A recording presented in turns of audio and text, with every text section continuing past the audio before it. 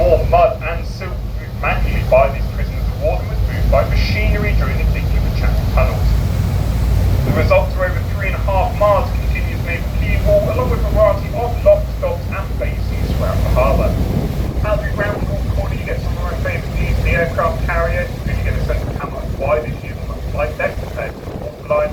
On the waterline, she is 40 metres across, that's twice the length of the Harbour boat.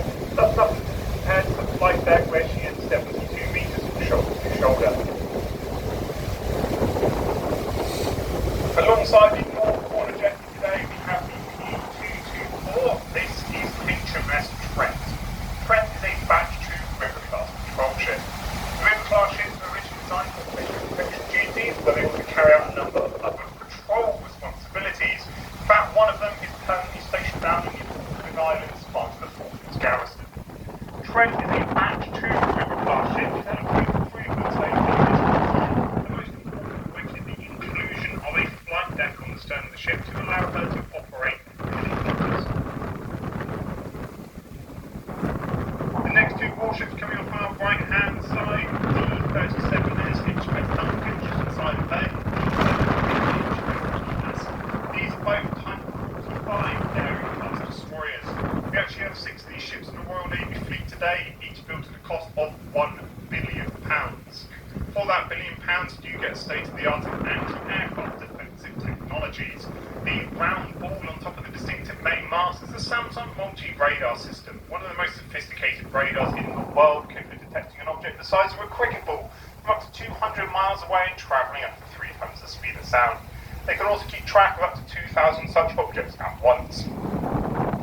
On the bow of the ship, we have the Vickers 4.5-inch Mark 8 naval gun. This can fire a 14-kilogram shell with pinpoint accuracy at targets up to 23 miles away.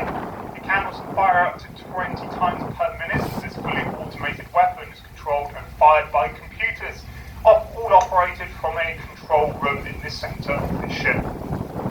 The grey box behind the main gun is home to the VLS, vertical launch system. That is a series of 48 launch tubes, each housing an Asta anti-aircraft missile. These missiles can engage enemy airborne targets up to 100 miles away, with speeds 5 times faster than the speed of sound. Firing directly to a target with the ship's main radar system, they form the first line of defence for our fleet's air protection. In the centre of the ship, we have the funnel. That's where you can see the red crest. Just in front of the funnel, there's a 30mm autocannon on either side of the ship for close-in defence. And just behind the funnel, sticking out over the side of the ship, they have the phalanx on either side. Each phalanx is a 6-barreled 20mm radar-guided Gatling gun that can fire some 4,500 rounds per minute of 20mm high-explosive shells. This weapon system automatically locks onto the closest enemy target, will fire until the target has been destroyed, and then immediately switch to the next closest target. It actually forms the last line of defence for the fleet's air protection.